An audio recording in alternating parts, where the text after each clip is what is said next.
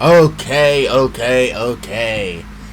Hey, what's happening, everyone? I am the Dragon God of Gaming, Damian Dragon, and welcome to another story time with Damian Dragon. I haven't done these in a while, and I thought it was a high time that it comes back for a bit. So I decided today should be the day. So, what will Damian tell a story about this time?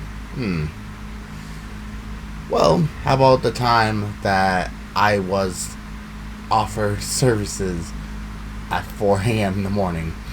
For those of you that don't know, some women like to be outside at night, and some of them charge money for certain stuff.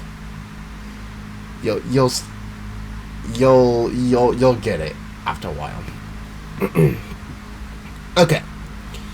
Well, the story goes like this. I used to walk to a store late at night. Not going to say any names or where, but I used to do it nightly to the point where the staff knew who I was by name. I used to be of assistance to the night crew of the store because while working alone in a store where you have to have eyes in the back of your head while working, stocking shelves, and dealing with customers is a rough time. So I normally came for a couple hours at night through the most difficult sections where the customers was non-stop, and sometimes, well, shoplifters decide to do that thing. I watched the employee, which normally was a woman working, so even worse, to make sure they are safe and can do their job effectively.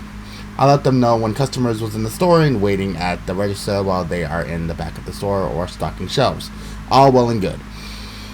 Anyway, this is where my story takes one of those weird ass turns. One of those nights I was walking home around 4 a.m.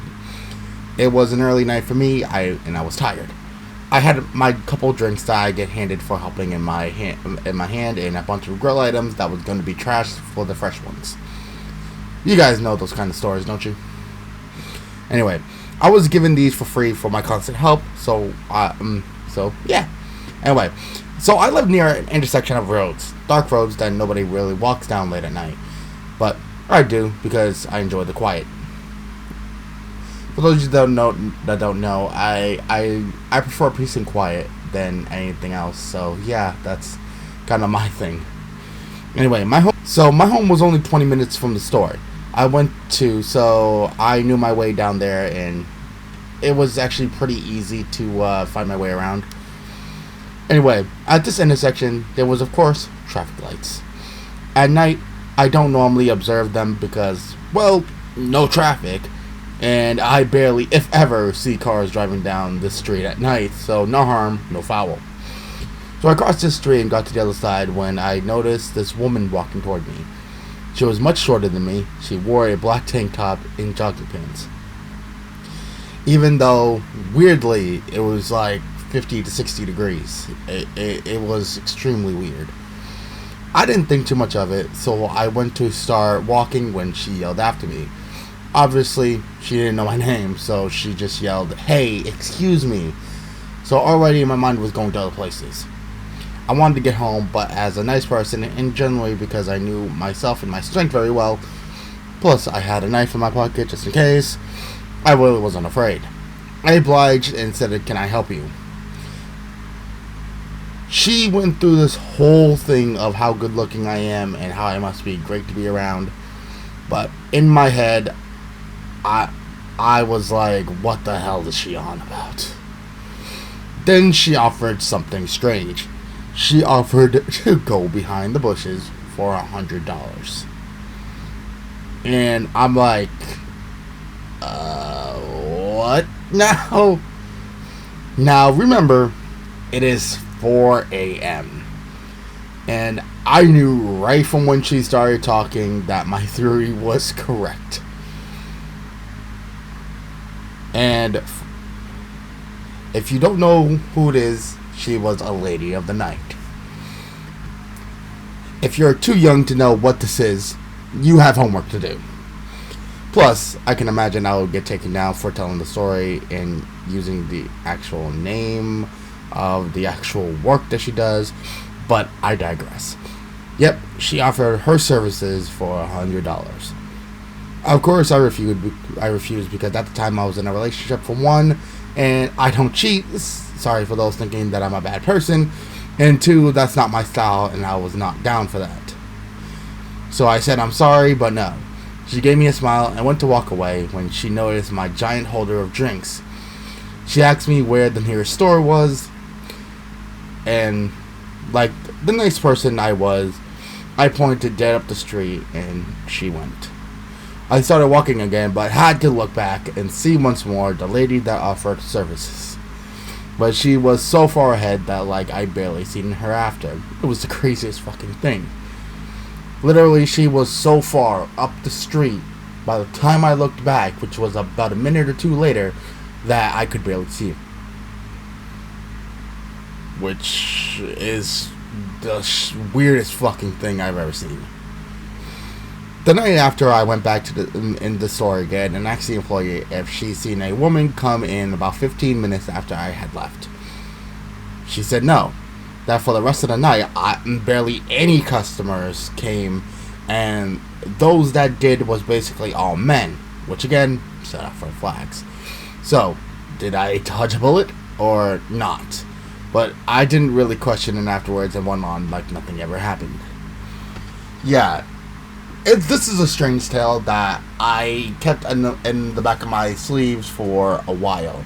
Actually, by the time that this story had actually came out, it was about, well, that the story actually happened, sorry. That this was about 2 to 3 years ago. It is well before I had came to my new, the new apartment I'm in. It was at my old place where, you know, I had the brown background and you could see my air conditioner from my bed and stuff like that. And I didn't really have the best of connections. Actually, it was at the old house that I did my original Five Nights at Freddy's 3 playthrough. It was about 7 to 8 months after I had filmed the Five Nights at Freddy's story. Well, the Five Nights at Freddy's playthrough that I did, which was the craziest fucking thing in the world. Anyway, that was my story time. Yeah, I don't fucking understand what the fuck happened. I don't understand why it happened, and how did I get fucking selected. Well, I kind of get how I got selected. It was late at night, there was nobody around, and I was the only fucking face in about like 8 to 9 blocks. But the thing was, I normally hide myself very well at night. If you guys never ever see me, and you see me at night, you see a rare fucking thing. I don't normally go out anymore, but those of you that don't know, I am a person of habit. I am a person of quiet. And I don't normally stop for people. But again, 4 a.m., nobody else around. I was tired, and I just wanted to go, so I just wanted to see what the hell she wanted. Then she went on about this whole spiel, and I'm like, what the fuck are you on about? And then the offer. Then I was like, yep. Kind of my head was correct. When she started talking about how good looking I was like, yeah, I could take a guess at what she's about to ask. And she asked it, and I'm like, yep, my theory was correct. Anyway, yeah, that was my story time, ladies and gentlemen. Take it for what it is. Again, not a bad person. I know what she does for work, so I'm just gonna say it like this. Not my style, not the thing I kind of wanted. So, yeah, and plus, I had a bunch of fucking food on my back. I just wanted to get home so I can eat and then get some fucking rest. So anyway, what did you think I should have done in that scenario? And for one, please do not use the actual name of the actual, you know, her actual job description. We all know it starts with a P.